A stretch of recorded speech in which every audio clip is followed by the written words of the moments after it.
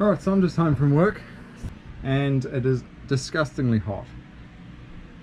It's raining a lot of the day, actually almost 80% humidity. For the good part of the day it's been sort of 34 degrees. So we're giving in to the fact that we might have an air conditioning unit. Just a cheapie from Bunnings, but it's small enough that it won't get in the way, big enough that hopefully it'll cool this area down and take a bit of the edge off. Currently got it ducted out through the bottom of the washboards with a pillow blocking up the rest of the gap, but it's already so much nicer in here. It's way better. I was getting cranky. Oh, it's the small things in life. You just instead of trying to sort things out, you're just stuffing it in places you can forget about it. No. It's typically your style. No, I want them. They're winter Okay, clothes. well what did I say about buying?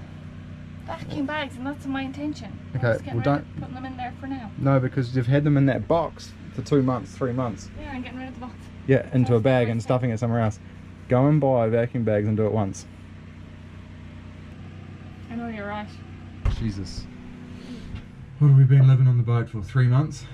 Almost. But it was about time to finish the things that we started in the V-berth. Last time we did this. I built these cabinets, replaced that board there and tied it all in with the cabinets. So this time I'm replacing the board which I've already removed that was there, and also built the top of this cupboard, so I'll make a door for that in there. That means we'll be able to cut out a piece of ply that infills there, so then the bed goes over the top. Before this, we've just had a piece of an old door across here, and that's what the bed has been sitting on, so it's not been the most comfortable.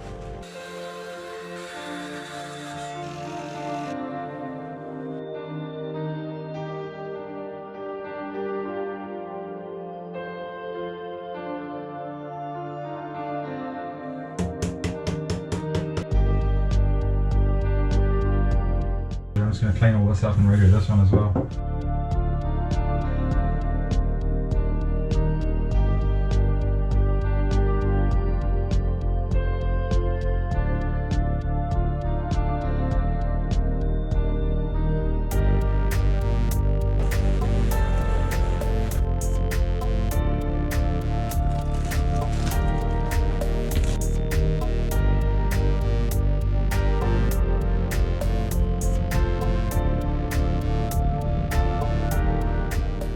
Moving back into the V-berth.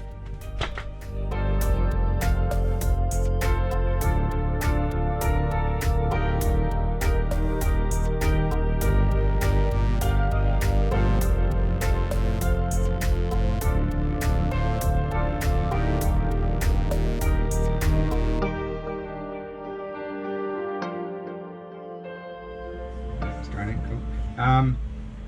So what happened today was we've had a diesel leak. This is a day tank with 110 litres I think, or 100 by the looks of it, maybe, full. And there's a pump here that you fill it up. There's a tank in the keel as well. This is what the engine runs off, this one. There was some leaks from the fill point on the deck, and I thought it was just old hoses. Took it all apart and I found the spigot which welds to the top of this tank is rusted, and that's why we've got leaks. So I've now got to drain the tank and take it out, potentially hopefully repair it or get it repaired. Means I can clean it and all the rest of it I suppose, and then put it all back in again. Just draining it. This is going to be a slowish process. I'd like me to put a beer in the fridge. Done. Thanks.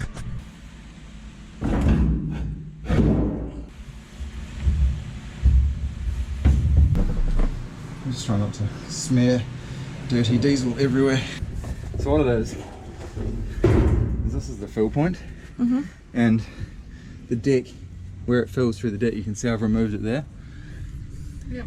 So that was not very well sealed, so what I'm imagining is little bits of salt water have been going down.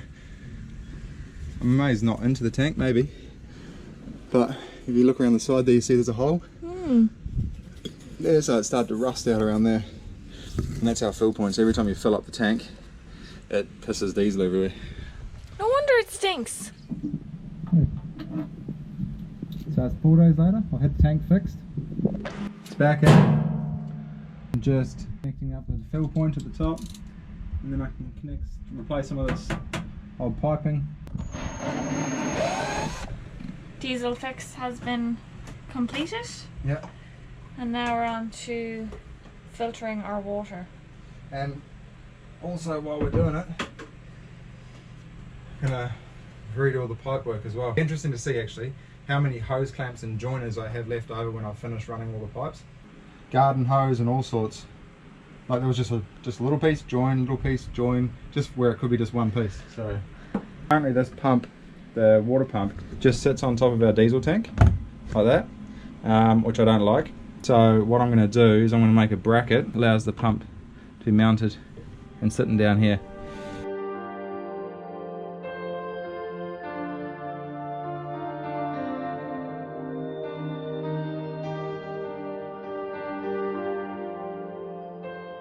These are all the connections I didn't need that I've removed from the line.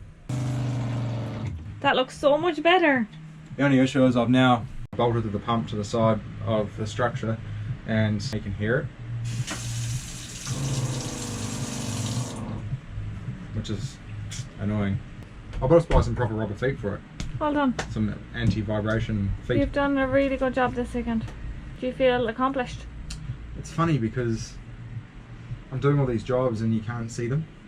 All this time, labour and money, and it's like the diesel tank's still just a diesel tank, still working the same, but it doesn't leak anymore. That's good. And we now can drink our water out of the tap. Yeah, so the filter's been installed. Yeah, so that's a big change. There's the filter down there. Filter, all the new pipe work coming up. Mint. We've got the long weekend ahead of us and we're still in isolation. So that means lots and lots of boat projects. But what I wanted to start to do is upgrade the electrical systems, charging and power, 12 volt and 230 volt or 240 volt at some stage. Our house batteries are kept under this seat here, alright, which is all good and they're going to stay there. However, the 240 volt charger is over there and that underneath the seat over this side. So what I want to do is remove that, because that takes up a good bit of space underneath there for storage, and it's quite accessible being that close. So what I'm actually going to do is I'm actually going to move the charging equipment, including the solar charge controller and all the other little bits and pieces like that, down to the seat at the back here, so then it's right next to the batteries, although it's not with the batteries, it's right next to it. This is the new solar charge controller.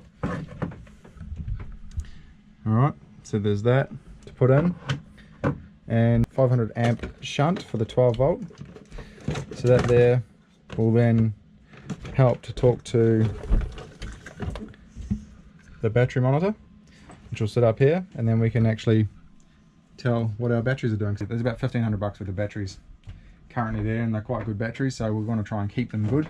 And I've also got an inverter to install as well, which will give us 240 volt when we're out in the hook. I think first of all will be to move the 240 volt charger for the batteries over to the new location. I can have the inverter under there. I'll have to install a vent into the cupboard and out again with a fan, so when it gets warm in there it can vent out.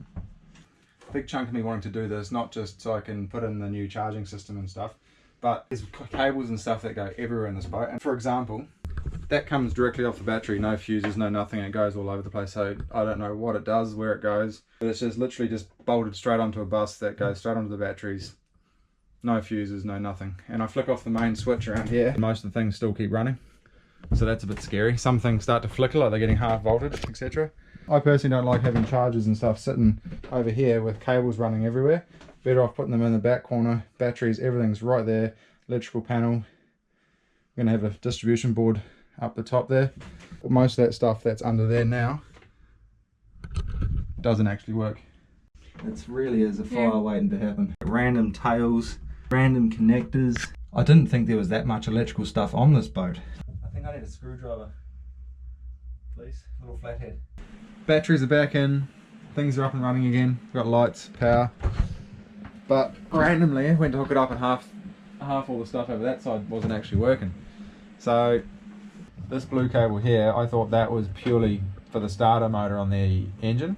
Turns out that's also supplying the neutral feed over to all this stuff. So this place is a mess. I've had to hook a few things back up just to get us going, but the Victron battery monitor is actually up and running, so that's cool. I start to understand the system slightly, and it is Morning. So it's day 2 of the electrical, figuring out what the hell's going on with this boat. I got the battery monitor all up and running yesterday, so now I can see all the different bits and pieces, and it's quite cool actually. Like since yesterday we've drawn down 59 amp hours, and currently the solar, it's 9:30 in the morning, bringing in about 12 amps of solar at the moment, so pretty good really. Plan is to remove this bird's nest from here, which we don't know what does anything, take a main power feed to that point, so that means I can start disconnecting stuff from down here, rerouting it to there and finding out and sort of flicking things on as we go. So hopefully by the end of today I'll have a board up there and the refrigerator and everything will be running from that point rather than through here and up to there and a whole lot of connectors and some speaker wire and all sorts of random stuff. Oh, look at this here, there's some actual speaker wire running the fridge. So a big reason for doing this is some of the cabling is not adequately sized or anything like that, but nothing is fused. I've just disconnected all the wiring that was for the old SSB radio and all that sort of stuff, and none of it's fused. It's just hard off the batteries. I'm a Sparky by trade, so it's actually a little bit scary looking at some of this stuff, knowing what could happen. People don't realise that 12 volt starts fires.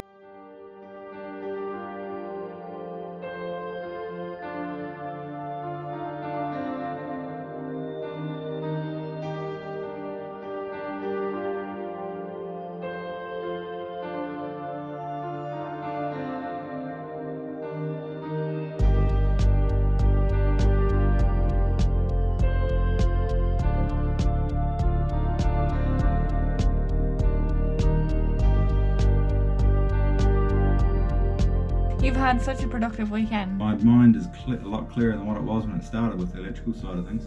Okay, so we're at the end of day 4 of the electrical works. I get told I have to stop because she wants the kitchen and the lounge and everything back to normal. I like to enjoy my evenings because I'm going to work tomorrow.